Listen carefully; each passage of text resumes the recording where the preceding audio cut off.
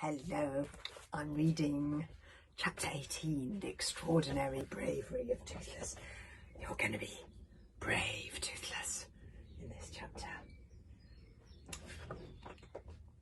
And that would have been the end of Hiccup if it had not been for the extraordinary bravery of a certain Toothless daydream. Toothless, if you remember, had refused to join in the battle of Death's Head Headland. He was intending to fly off somewhere down the coast of it and lie low till all was safe again, but he stayed at the highest point for a while, terrorising birds and rabbits. He must have been having a lovely time doing this, for he did not hear the approach of Stoic and the entire tribes of Hooligan and Meathead until Stoic grabbed him around the neck. "Where is my son?" asked Stoic. Toothless shrugged his shoulders mutely. "Where is my son?" bawled Stoic, with an awe-inspiring yell so loud that Toothless's ears trembled. Toothless pointed to Death's Head Headland. "Show me," said Stoic grimly. Under Stoic's fierce eye, Toothless reluctantly flapped off towards Death's Head Headland, followed by the two tribes. They arrived just in time to see the terrible monster throw up Hiccup high in the air and catch him in his mouth like a whelk. "So much for the fiendishly clever plan," thought Toothless. He was about to use the opportunity of Stoic's obvious distraction to sneak off to a place of safety when something stopped him. Nobody knows what that something was. It was a moment that changed the whole worldview of the Hooligan tribe. For centuries, we have believed it was impossible for dragons to consider a selfless thought or a generous action. But what Toothless did next is impossible to explain as being in his own best interests at the time. All his fellow domestic dragons were now flying somewhere over the inner ocean. As soon as they heard Farwan's cry of dessert, those who were hiding in caves or in between crevices or crouched in the ferns rose up in a great swarm and abandoned their former masters as fast as their wings could carry them.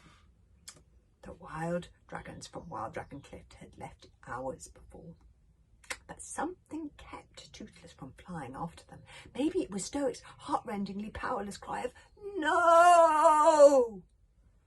that caused him to pause. Or maybe somewhere in that self-centred little green dragon heart of his, he really was fond of Hiccup and grateful for the hours that Hiccup had spent looking after him, not shouting at him, telling him jokes and giving him the biggest and juiciest lobsters. This is Toothless pausing here. Look, I love that picture. He's pausing. He's thinking. Dragons are selfish, argued Toothless to himself. Dragons are heartless and have no mercy. That's what makes us survivors. Nonetheless, something made him turn around, and something made him fold his wings back and fly like a little dragon blur to the great monster on the cliff tops, which really was not in Toothless's best interest, as I said before. Toothless flew right up to the monster's left nostril and started flying up and down the inside of his nose, tickling it with his wings. And the sea dragon lunged up and down, wrinkling his nose like crazy and bellowing, "Oh, oh, oh!" Toothless didn't quite get him out of the way of the the creature stuck his great talon up his nose in a disgusting fashion and tried to winkle out the tickling flea that was irritating him. Toothless didn't quite get out of the way in the talon in time, and it scratched him on the chest. He hardly felt it though, because he was so excited, and he carried on tickling it regardless, dodging the probing dragon claw. Bellowed the sea dragon. Meanwhile, Hiccup was being thrown this way and that inside the dragon's throat as it shook its head from side to side. He was trying desperately to hang on to the spear, which was in danger of getting dislodged any second. Achoo! The dragon finally sneezed, and Hiccup, the spear, Toothless, and a great deal of perfectly revolting snot were scattered all over the surrounding countryside. Toothless remembered, just as he was shooting through the air, that boys can't fly. He folded his wings and dived off to Hiccup, oh so brave, who was rapidly heading towards the ground. Toothless grabbed hold of Hiccup by the arm and tried to take his weight. Dragon's talons are extraordinarily strong, and he was able to break Hiccup's fall, not entirely, but enough so that when Hiccup crashed into the heather, he was travelling reasonably slowly. Stoic came plunging frantically through the grass. He picked up his son and faced the monster, holding his shield over Hiccup's unconscious body. Toothless hid behind Stoic. The Green Death had recovered from his sneezing fit. He shuffled forwards, bleeding horribly from fatal wounds to his chest and throat. He lowered his terrible head until it was level with the cliff tops, and his evil yellow eyes looked straight at Stoic. "Time to die for all of us," purred the Green Death. "You can't save his life now, you know. You are quite helpless. My fire will melt that shield like butter." The Green Death opened his mouth. He slowly sucked in a breath.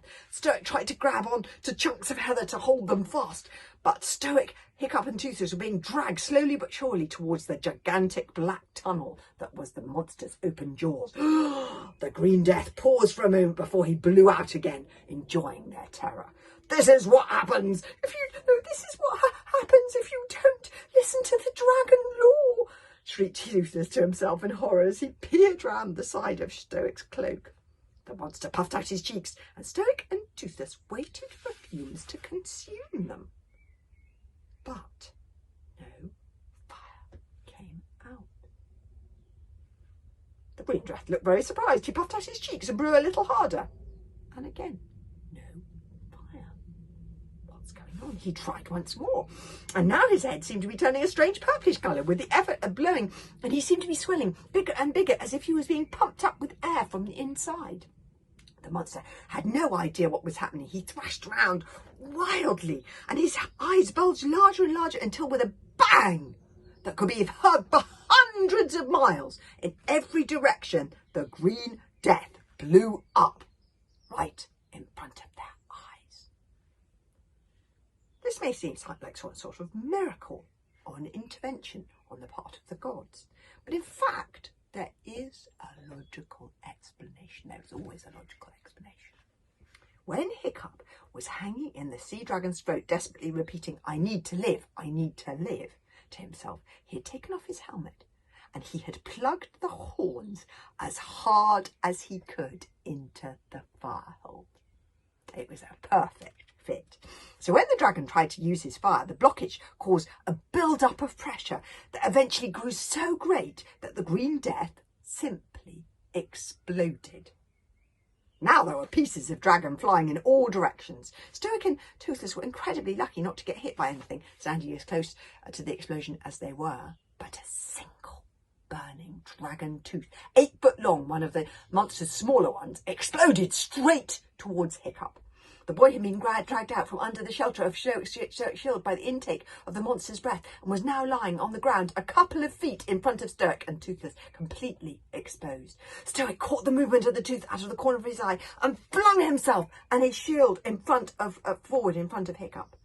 Only a Viking would have got there in time. Shooting woodcock with a bow and arrow develops very quick reflexes. So Stoic's shield did save Hiccup's life after all.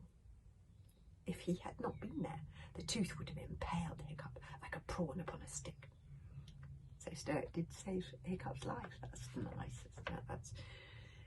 As it was, it buried itself deep into the bronze centre of the shield and quivered there, blazing with green-edged dragon flames.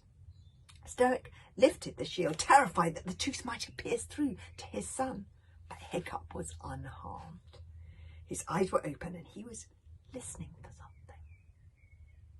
He was listening for a strange sound that seemed to be coming from the flaming tooth itself. It was the sound of wheezy, echoing singing, like the wind blowing through coral caves, and it went something like this. "I tell a mighty big blue whale his life is over soon. With one swish of this armoured tail I put out the sun and moon. The winds and gales are quivering when I begin to roar. The waves themselves are shivering and trembling back to shore." "Listen," said Hiccup happily just before he passed out. "The supper is singing. So that's the end of chapter 18, and the next chapter is called 19 Hiccup the Useful. But we'll have to hear that tomorrow.